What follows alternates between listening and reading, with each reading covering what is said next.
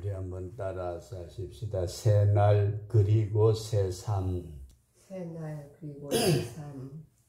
이제 오늘 본문에 있는 고린도후서 5장 11절부터 21절의 말씀을 가지고 우리 송구영 씨나는 예배를 드리시면서 새날 그리고 새삶이라는 제목으로 말씀을 상고하시면서 은혜가 될 수 있기를 주의 이름으로 축원합니다. 이제 2021년도도 끝이 나고 22년도 1월 새해의 첫날이 되었습니다.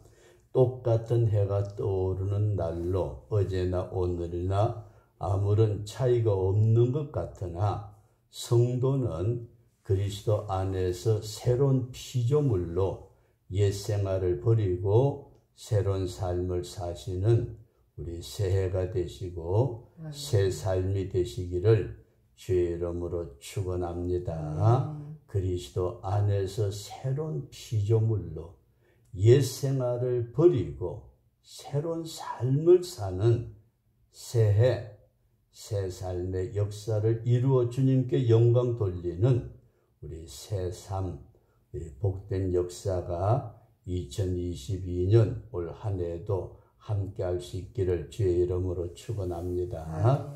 그래서 첫 번째 우리는 이런 말씀을 상고하기를 원하는 것은 성도는 그리스도 안에서 새로운 피조물이라 그렇게 말씀을 하고 있습니다.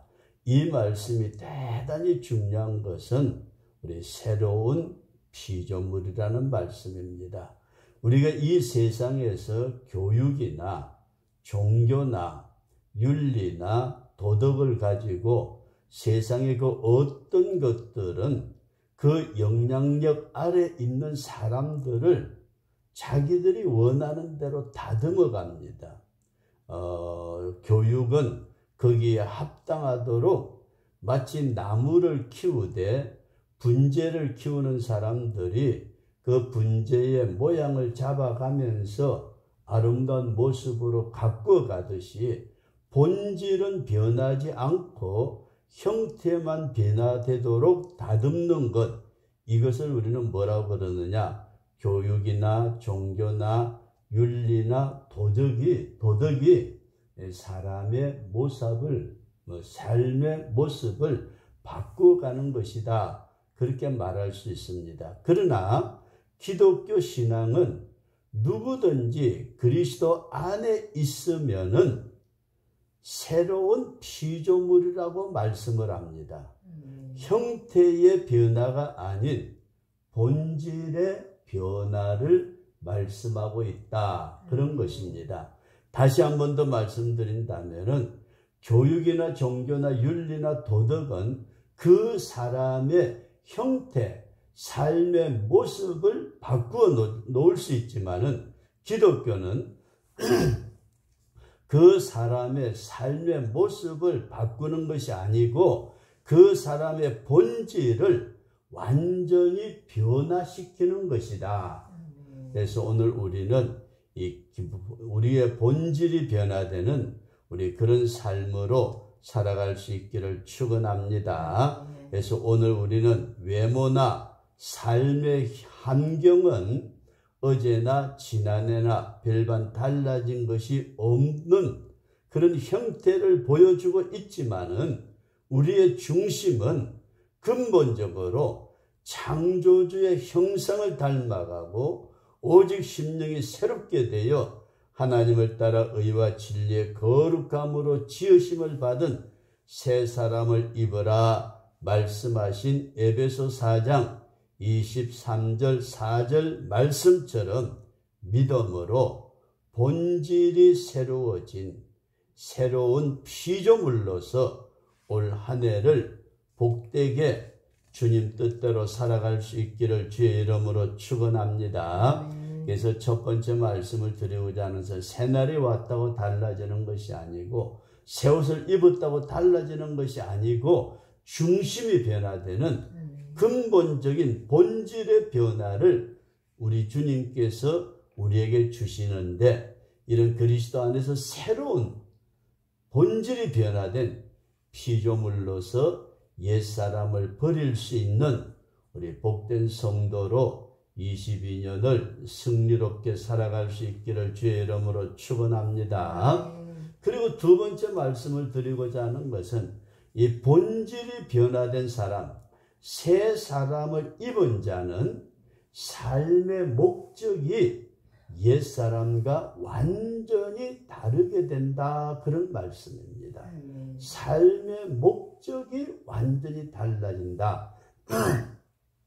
그래서 13절, 본문 13절 이하에 나타난 말씀을 보게 되면은 우리가 미쳤어도 하나님을 위하여, 우리가 정신이 온전하여도 너희를 위하여라고 말씀을 하시면서 15절에는 우리를 대신하여 죽어주심으로 우리의 본질을 새롭게 변화시킨 그리스도를 위해서 살아가는 것이 우리의 삶의 목적이 되어야 된다, 그렇게 가르치고 있습니다. 하나님을 위하고 이웃을 위하는 것이 삶의 목적인데, 오늘날 많은 사람들이 자기 개인의 욕망을 따라서 생활하고 있는 것은, 이것은 진정한 변화된 기독교인이요 성도라고 말할 수가 없다, 그런 말씀을 드릴 수 있습니다. 그래서 진정한 삶의 목적이 바뀌지 않았으면은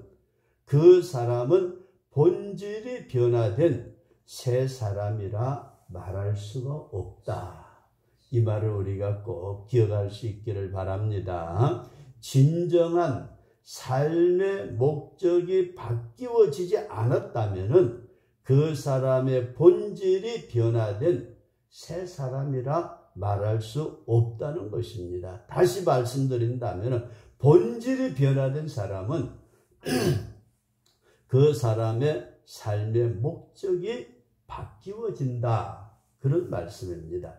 아직도 세상의 것에 대한 미련이나 욕망이 강하게 내 속에서 작동하고 있다면 옛사람의 삶을 살고 있다고 할 것입니다. 그래서 우리는 이제는 옛사람의 삶의 형태를 버리고 본질이 변화되었으며 목적이 변화되는 이런 모습을 가지고 살아가는 우리 한 해가 될 수 있기를 축원합니다.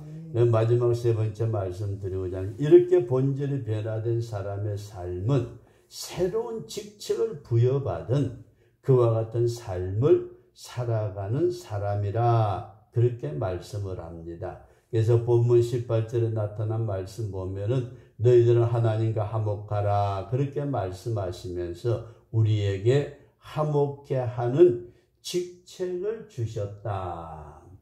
주님께서 본질이 변화된 사람에게 새로운 직책을 주셨는데 무슨 일을 하라고 우리에게 직책을 주셨느냐 하고 봤더니 화목해 하라. 하나님과 화목하게 하기 위해서 중간에 예수 그리스도라는 화목해 하는 중매인이 있었다, 그렇게 우리는 말할 수 있습니다. 다시 한 번 더 말씀드린다면은 하나님하고 인간이 죄로 말미암아서 영원히 원수되어 하나님의 진노를 받아 망할 수밖에 없을 때에 예수님께서 이 땅에 오셔서 피 흘려 죽으심으로 화목케 하는 직책을 감당하셔가지고 원수된 우리를 하나님과 손잡고 화목할 수 있는 은혜를 주셨더라 하는 것이 성경이 우리에게 가르쳐주고 있는 말씀입니다. 그러게 우리도 이제 예수님처럼 이 직책을 수행하는 그와 같은 삶을 살아야 된다는 말씀입니다. 그래서 직책이라는 말은 봉사요, 직무요, 시중 드는 것, 이것을 말씀하고 있고, 화목은 원수와 원수를 하나 되게 하기 위해서 화해시키고 회복시키는 것이다. 이것을 이루기 위해서 우리 화목의 직책을 수행하기 위해서 우리는 예수 그리스도께서 십자가 위에서 희생하신 것 같은 희생을 우리도 할 수 있어야 되겠다 하는 것입니다. 우리가 희생함으로 말미암아서 우리의 희생을 통해서 그것을 받은 사람들이 그 사람과 하나님과의 화목하게 되는 역사가 일어나는 이와 같은 사실이 이루어지도록 우리 하나님께서는 예수님을 통해서 나와 화목하게 하시고 이제는 너도 아직까지 원수된 자들을 나와 화목하게 하도록 만들어 다오. 이런 새로운 직책을 화목케 하는 직책을 우리에게 주셨다 하는 분명한 믿음을 가지고 주님을 섬겨 나가는 우리 올 한 해 될 수 있기를 바랍니다. 결론적으로 다시 한번 말씀을 드린다면 성도는 본질이 변화된 사람입니다. 마치 맹물이 포도주가 되듯이 근본 본질이 변화되니까 어떤 역사가 나타나느냐? 삶의 목적이 바뀌더라 하는 것입니다. 내가 본질이 변화되니까 모든 형태는 똑같아 보이는 것 같지만은 삶의 목적이 완전히 변화되는데 이 목적이 바뀐 목적이 뭔가 하고 봤더니 하나님과 인간 사이에 화목을 이루어가는 화목케 하는 직책을 수행하는 것이다. 그래서 올 한 해 동안 꼭 이렇게 살아갈 수 있는 복된 한 해가 될 수 있기를 바랍니다. 내가 본질이 변화되고 삶의 목적이 달라지고 그 삶의 목적이 화목케 하는 직책을 주셨다는 이 분명한 믿음을 가지고 2022년 올 한 해 연말에 가서는 복된 간증을 할 수 있는 우리 그런 축복의 삶을 살아가는 승리자가 될 수 있기를 축원합니다.